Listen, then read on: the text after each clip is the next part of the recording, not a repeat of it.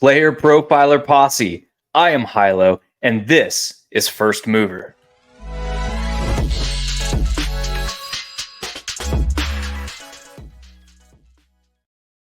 Now, before we get into today's show, I do want to redirect you to the crossover week here at Player Profiler.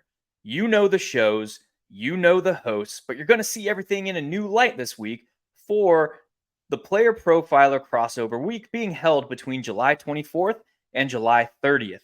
You're going to see all your favorite shows and all your favorite hosts through a new light, through a new lens, and get unique takes with hosts jumping shows and doing the old okie doke crossover and jumping on new shows. So join us for this week for Player Profiler Crossover Week.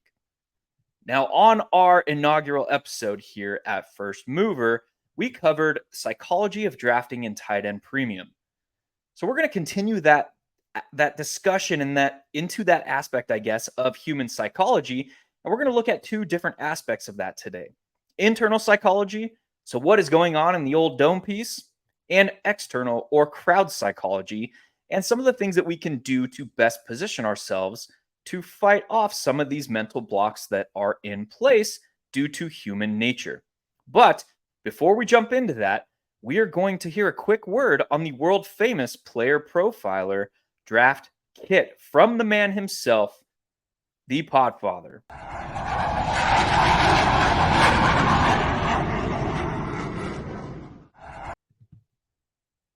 Hey, it's the Podfather. I have great news. The 2023 draft kit is live. It is world famous. Why? Because it is the best resource for winning fantasy football championships that exists. There are rankings and cheat sheets for every format you can imagine. We have projections both at the team level and the player level. And wherever you are, you can click on a player, open them up, and see in-depth written analysis about what to expect in fantasy football from that player this year.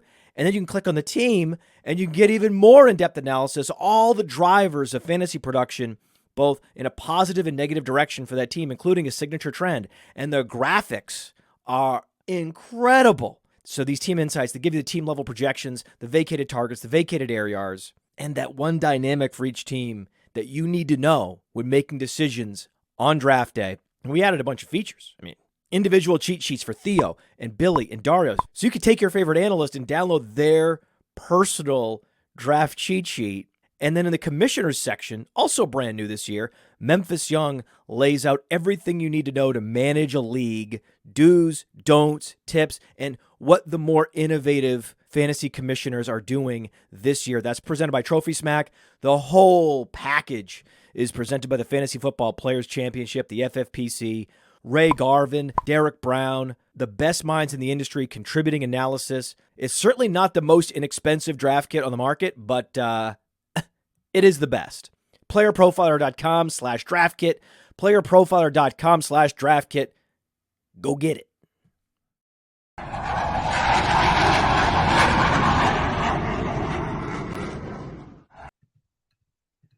So jumping into this idea of internal psychology, what is going on in our human brains when we are in a best ball draft? There's a lot of things that happen internally due to just our makeup, our evolution, things that are put in place all the way back to our survivalist days where we had to have these heightened senses and these biases that kept us alive. So mental blocks can develop through various reasons. But breaking through these mental blocks can significantly boost our expected value and allow us to access different areas or varying areas of the game tree. And when we talk about the heavy theoretics that come along in the overarching components of game theory, we have this idea expressed to us through a visual aid called a game tree. And that basically encompasses all the different potential combinations or outcomes from the game that we're playing. We boil this down to like the most simple form. Think about rock, paper, scissors. In the game of rock, paper, scissors, each player is throwing their move at the exact same time. So that is called a simultaneous game. It is played at the exact same time. A game like DFS would be considered a simultaneous game because everybody's rosters lock at the same time, and we don't have the information that builds on itself through when compared to a game like best ball, where we gain more information with every subsequent draft pick that is made in a draft lobby. So, best ball, we can boil it down to a sequential game, which is basically we get more information with each pick. But the game tree is this visualization tool that projects and shows us all the different combinations that can come out of this game. When we think about best ball, we have 18 rounds. So the game tree is borderline infinite. When you have a game tree that is borderline infinite, it is very difficult to visualize with our puny tiny human brains. We don't have the computing power that major solvers can come in and run these simulations and give us what is optimal in a given round, what is the optimal 18th round pick given the previous 17 picks. What is more important in the middle rounds? Is it player correlation? Is it week 17 correlation? Is it closing line value versus ADP? We don't know. But what we do get from the game tree, from this visualization tool, is a sense of where the field is accessing different portions of that game tree. It's very, very clear, for example, that the 4-5 turn right now, a lot of teams are accessing the Justin Fields area of the game tree, and they're pairing him with DJ Moore because it is very natural to do, and it aligns in ADP. But that is just one section of the Justin Fields path on the game tree for best ball this season. We know through our observations that the majority of the field is accessing Justin Fields' area of the game tree through that stack, that correlation in rounds 4 and 5. So, breaking through some of these mental blocks that, again, are just innate human nature, happened over time, over our evolution as a species to keep us alive, now are hindrances in the games that we're trying to master and the games that we're trying to theoretically conquer. And there's two really, when you boil it down, there's two really firm areas of internal psychology when we talk about how it pertains to the game of best ball. There is the innate craving for control, the craving for the known, and the seeking of comfort that we as humans just have driven into our DNA, again, through evolution. But there's this competing factor in human psychology of variance, which is the polar opposite of control. It is things we have zero control over. So how do we break through the mental blocks that are put in place under these two governing constraints? Again, humans crave control. We crave the known. We seek comfort. We don't like being put in uncomfortable situations. If we're introverts, we don't like big parties where it drains us to be in this social setting where we're almost forced to be uncomfortable. We don't like taking different routes when we're driving to work. We like the known. We like habits. We like doing things the way that we do them. But in a best ball draft, this can lead to heavy biases when we're on the clock, when we're formulating our game plan before we enter drafts. How are we going to attack this game? Or when we're building rosters in DFS, or when we're playing rock, paper, scissors with our buddies to see who's driving to go pick up food. This also can lead to this insatiable and this innate craving for safety.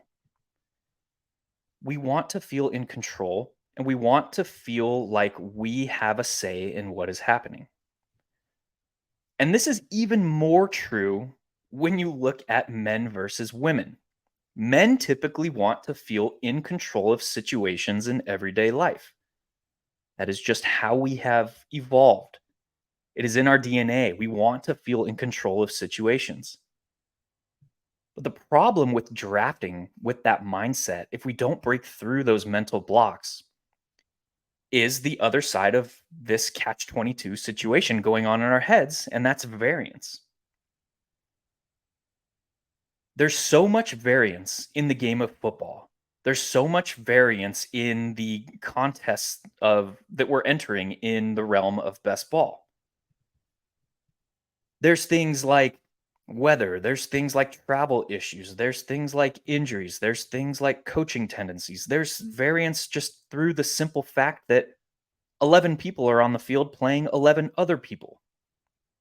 There's variance in the fact that humans are just imperfect beings.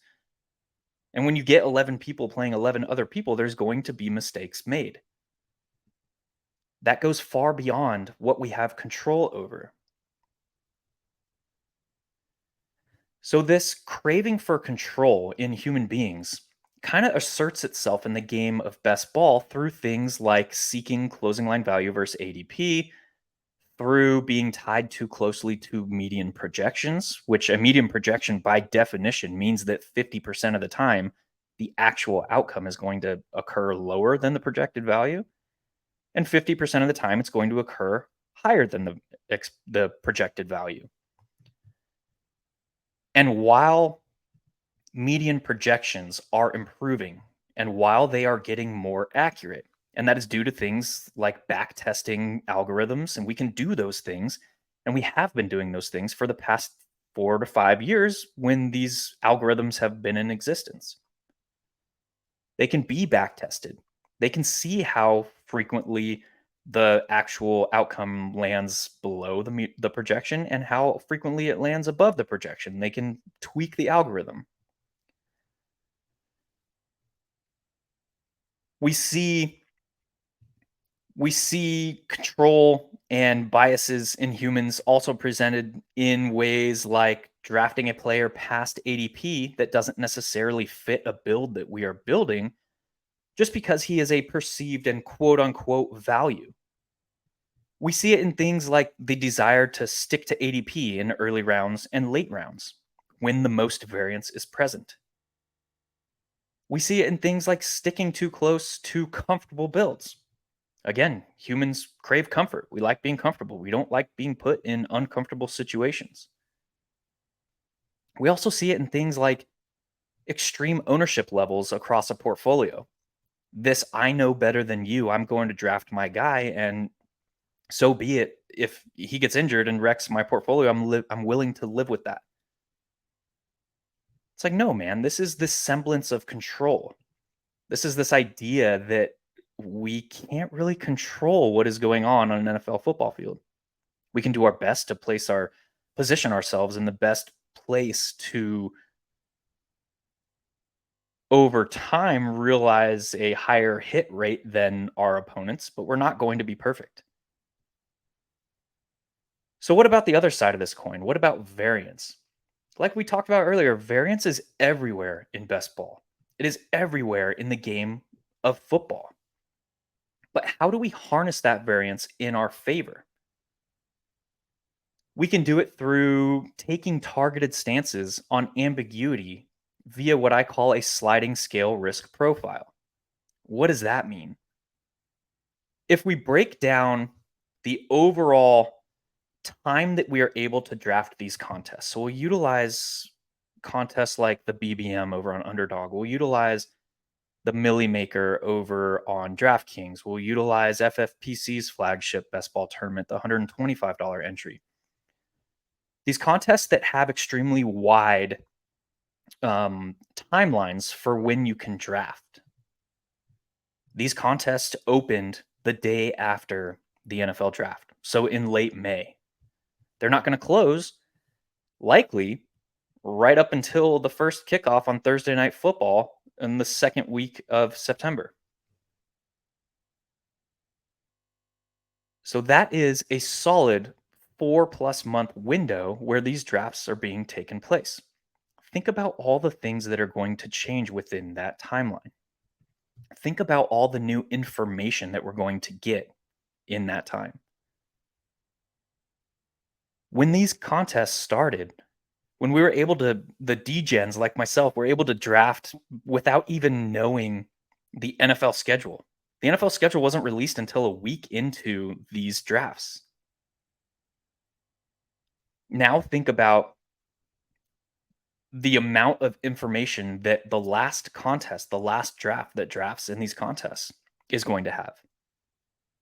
They're going to have an entire OTA's worth of information, an entire preseason, camp, all these things. They're going to get the news of all the injuries that are going to occur over the next 6 weeks prior to the kickoff of the NFL season. They're going to see the depth charts shake out. They're going to have more information. So if we view that entire timeline as just these various areas of sliding scales in risk profile, in variance, the earlier you draft a team in that overall draft cycle, the more variance is inherently present in that lineup that you draft, in that roster. Think about ADP. How much has ADP changed from when these contests kicked off to when right before the NFL season kicks off? ADP, again, is just on a sliding scale. A lot of people want to think of ADP as approaching optimal the closer we get to the NFL season. While it does become tighter, while it does become more accurate, it can never truly approach optimal because there is so much variance associated with the game of football. But by the time we get to the end of the draft cycle, we do have more information present, and that is going to show itself through ADP. So it is going to be more accurate. Again, just think of it as this sliding scale of risk, of variance. So, what do I mean by targeted stances on ambiguity via sliding scale risk profiles? Let's take practical examples. Let's look at the Miami backfield and the Baltimore Ravens wide receivers. When these contests started, the field had no idea what to do with those situations. Because when ADP was released at the beginning of these contests, the initial ADP was set by median projections. And that was median projections with almost zero information about those particular situations. So now, what did we see in those situations when ADP, when these contests kicked off? We saw all three primary running backs in Miami. We saw them all clumped together in ADP. Devon A-Chain and Jeff Wilson and Raheem Mostert were all around each other in ADP. Same thing with the Baltimore wide receivers. We had Zay Flowers, we had Odell Beckham Jr., we had Rashad Bateman, all basically back to back to back in wide receiver rankings. What have we seen over the previous 7 weeks now? Where are we at right now? The field has shown that it is certain that Devon A-Chain is going to be the primary contributor in Miami's backfield. The field is borderline certain that Zay Flowers is going to be the most valuable wide receiver in Baltimore. But what have we gained from information in those particular situations? Almost nothing. So if the field is expressing certainty or asserting control over those particular situations and saying that Devon A-Chain is going to be the most beneficial running back selection out of Miami, and saying that Zay Flowers is going to be the most beneficial wide receiver in Baltimore, well, when there is the most variance present early on in the draft cycle, we can take these targeted stances against the grain in those particular situations. All the while, I don't want to just say, like, I'm not drafting Devon A-Chain, I'm not drafting Zay Flowers because the field could be wrong about those situations. No. We need to understand that our personal feelings over control in those situations is most likely going to be wrong, but it definitely can be wrong. But we don't need to take this binary approach in those situations. We don't need to say, I know what is going to happen. What we need to say is, I'm placing a leveraged bet on this happening on this particular roster.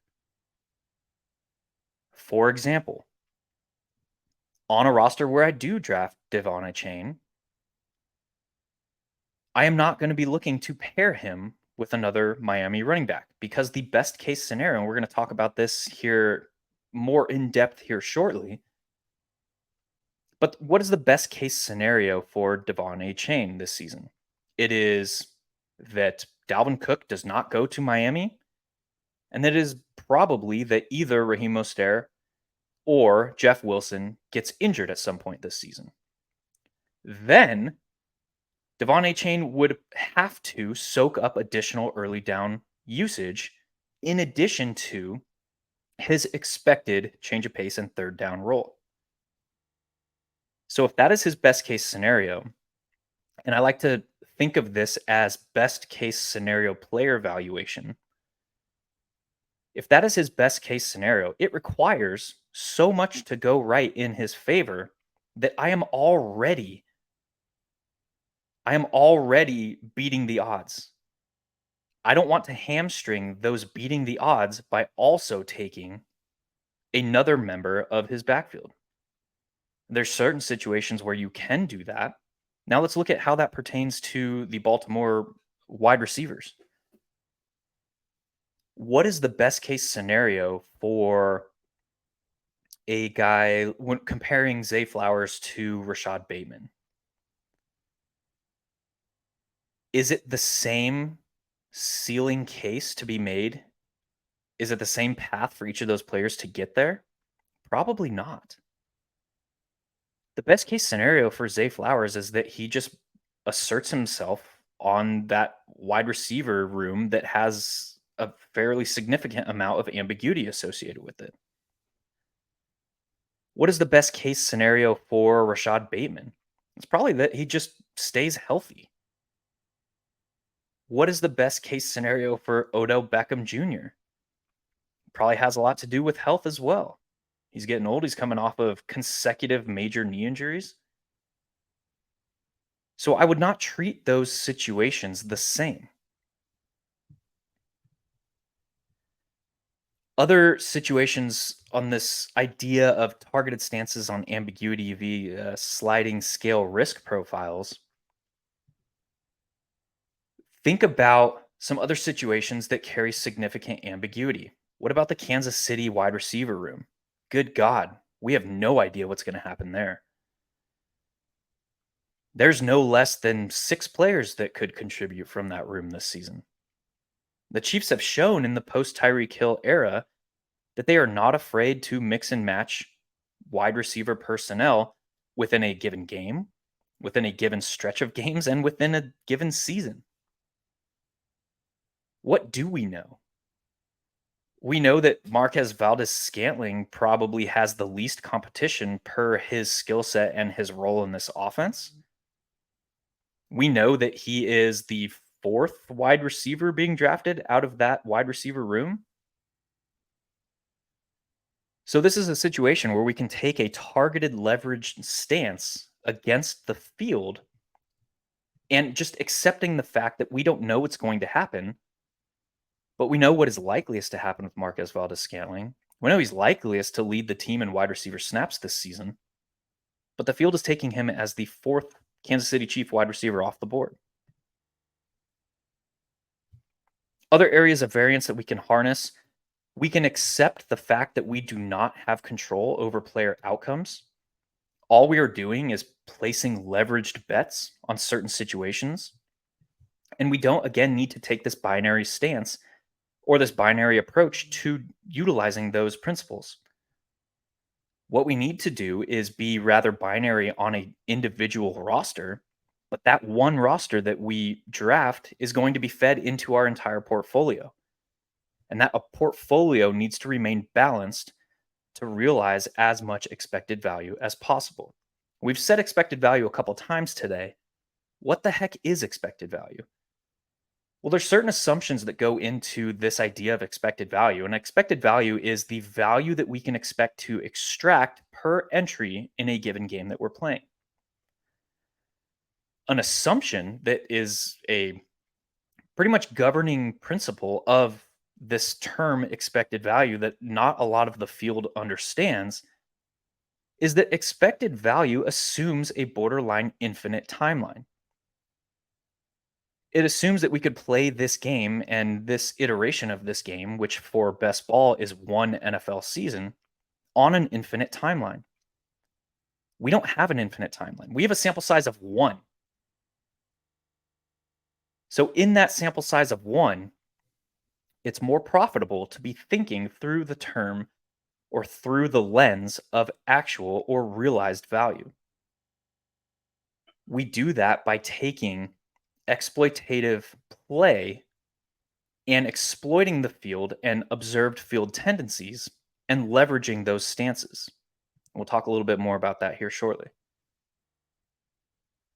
Another tool that we can use to combat variance or harness variance in our favor is what I like to call if then statements. And for you computer programmers or guys that utilize coding, probably familiar with if then statements. They're used in those fields to define parameters. But if then statements, as far as best ball and player valuations go something like this. If you think about a situation, and we'll utilize a previous example. We'll utilize the Miami backfield. If Dalvin Cook does not go to Miami, then the most likely snap breakdown of that backfield is X, Y, and Z. If Dalvin Cook does go to Miami, then is he worthy of where he is going currently in ADP? If Raheem Mostert or Jeff Wilson gets injured at some point in the season, then the most valuable member of that backfield is XYZ. So we can utilize these if then statements to wrap our minds around the upside case for individual player valuations, for likeliest scenario, and for range of outcomes. And the human brain is ill equipped to visualize range of outcomes. We aren't wired as a computer would be to see individual data points on a range of outcomes. And what a range of outcomes is basically just an array of all the outcomes that are projected to occur in a given sample set. It's typically displayed as a bell curve, with the middle of the bell curve being the median projection, and then it's sloping away per standard deviations from there. So, range of outcomes are extremely difficult to visualize, but if we utilize if then statements, we can begin to make sense of that range of outcomes through that array. So, it's just a simple tool that I like to utilize to visualize a range of outcomes. And we can do so without access to projection and models and things that are becoming must haves to remain competitive in this game that we play. And the last thing is something that I alluded to earlier, and this idea of best case scenario player valuations. We use the Miami backfield again as our example. Can Devon Achane ever be a true 65% plus snap rate, so sub workhorse running back in today's league? Probably not. So, what is the best case scenario for Devon Achane? It's probably that he soaks up 35 to 40% of the early down work plus his expected pass game role. What is the best case scenario for either Raheem Mostert or Jeff Wilson? It's probably that the other one gets hurt at some point. So those players would go from sharing early down work, or if we look at previous tendencies of Miami under their current coaching regime, they typically liked to utilize a 65% ish snap rate running back and then divvy up the work behind them very varied based on situation. So the fact that Miami under McDaniel like to utilize a 60 to 65% back, is that likelier to be Devon A. Chain? Or is it likelier to be some combination of Jeff Wilson and Raheem Mostert? So the best case scenario would probably dictate that Raheem Mostert and or Jeff Wilson is probably more valuable to our best ball rosters than a player like Devon A. Chain. Yet those two players, Raheem Mostert and and Jeff Wilson, are currently going between 3 to 5 rounds later than Devon A. Chain. So again, the ability to look beyond these mental blocks, accept the fact that we don't know what's going to happen as far as player outcomes is concerned, but place ourselves in the best position to leverage variance in our favor, we can do via these tools. And that is all in breaking through these mental blocks that are just ingrained in human beings. So that was a quick down and dirty on internal psychology. What's going on in the old dome piece? What about external psychology, or I like to refer to it simply as crowd psychology? Some major contributing factors to crowd psychology in the game of best ball or in the game of fantasy football, no matter the format, DFS, season long, redraft, dynasty, best ball, whatever the case may be. We typically get this heavy influence via the industry talking heads that kind of lead to this echo chamber effect. That leads to artificially inflated or deflated ADP straying away from median projections. We typically see things like reactions to media also artificially inflate or deflate ADP away from median projections. We have things like the fear of being wrong and or being ridiculed by other members of our field.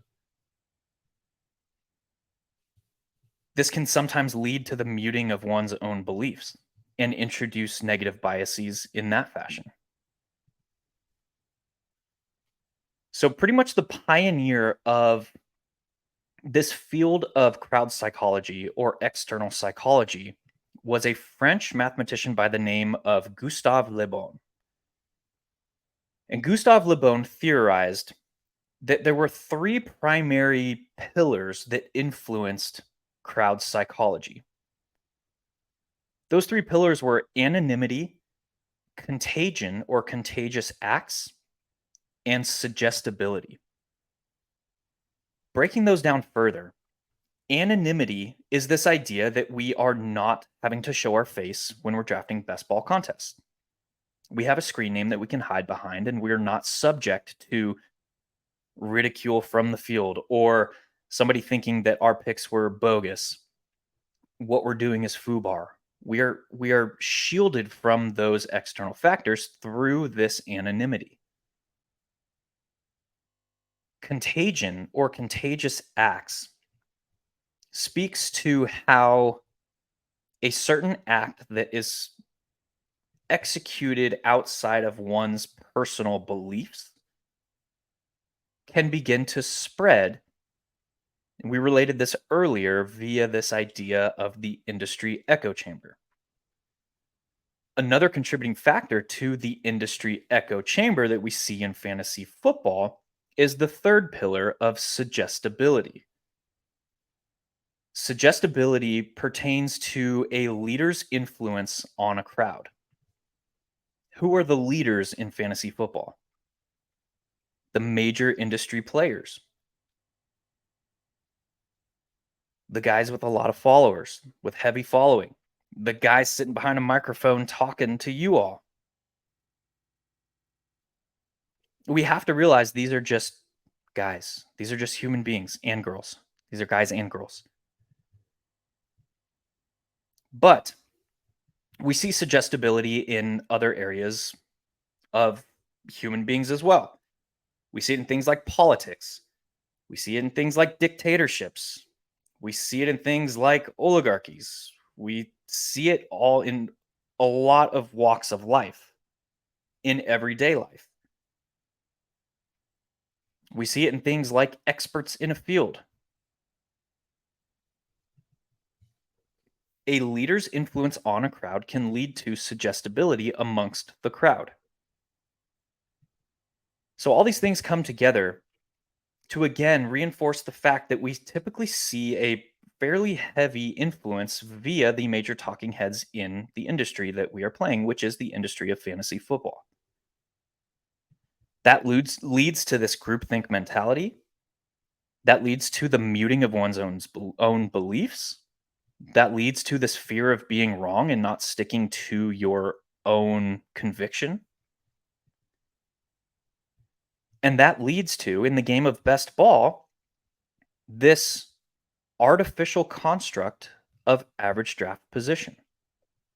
And yes, as we alluded to earlier, average draft position is going to get more accurate as more time, more data is fed into ADP.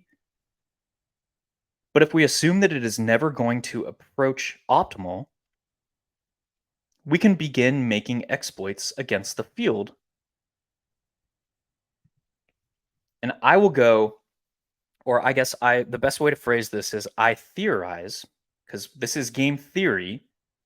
These are hypotheses. This is thinking about thinking, as another member of the industry has put it. I theorize that we can gain significant edge on the field in best ball by straying from ADP in two particular areas. In the first 3 to 5 rounds, because those are the areas of ADP where people are most looking to stick to ADP, and in the last 3 to 5 rounds. If you think about a standard 18-round draft with 12 teams, there's only so many players that can be drafted. If we move beyond those players that are not drafted at a 95% frequency in those rounds, we are now generating leveraged positions on the field. So those first 3 to 5 rounds and those last 3 to 5 rounds are typically the areas in ADP where the field is most tied to ADP. And yes, we have things to help us when we're drafting, things like tiers, things like rankings, but those are just aids. And I theorize that we do not need to be so tightly tied to those aids under the assumption that ADP can never be optimal because there's too much variance associated with this game we're playing. There's too much variance associated with the game of football. But if we are able to stray, and I'm not saying that we're going to be jumping tiers per se in the first 3 to 5 rounds. I'm not saying that we're drafting DJ Moore in the first round. What I'm saying is that we need to, or I theorize that we should not be so tied to ADP within tiers in those important rounds, in the first 3 to 5 rounds, and in those important final 3 to 5 rounds. So, how do we keep all of this straight when we're developing our game plan? And I like to think of, and the way that I teach this is I like to think of the game theoretic methodologies that lead to game plan development in any game that we're playing really have three pillars, three foundational pieces that we have to work out and get right. Those are our knowledge of football, our knowledge of the game being best ball, and our observations of the field or field tendencies.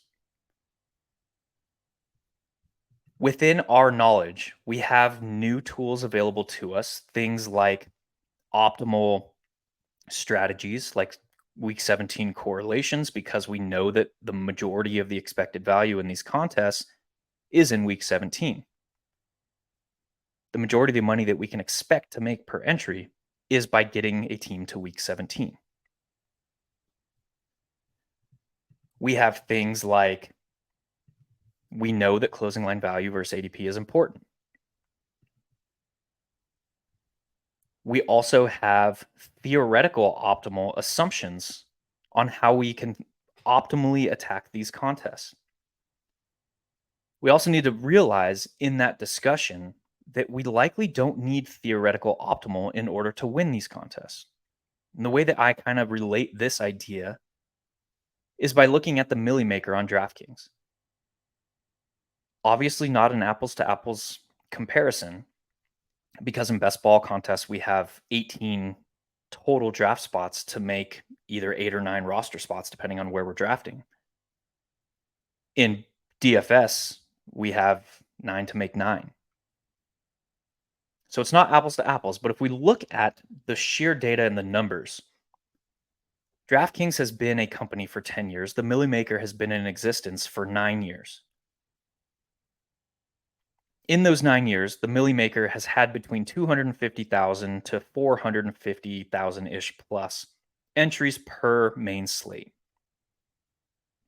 So 9 years times 17 main slates times between 250,000 to 450,000 entries per slate. There has not once been an optimal roster win that contest. Again, not once has an optimal roster won the Millie Maker on DraftKings. So we likely, highly likely, do not need optimal, theoretical optimal in order to win best ball contests this year. So considering all of that, considering our 3 pillars, considering this entire discussion about internal psychology, that's where we can begin to make exploitations on the field via these field tendencies and observations that we make. And all of that is simply tied into and goes into our decision-making process for our game plan development and how we want to attack these contests. And that goes for our entire portfolio, not just for individual rosters. So in this episode of First Mover, we dug deep into psychology through 2 primary facets: internal psychology and external or crowd psychology. That is going to do it for us for this week. We will see you next week for another installment of First Mover. Hey, I want to take a moment to thank you for tuning in. It's important to me that all of our media be free. This is only possible because of you allowing a true independent sports media enterprise to thrive unlike any other in the business. So please subscribe to the All In Package to continue to make all of this possible, to ensure that all of our stats, information, data, content is available to you, especially you, the people that get the site and get the show.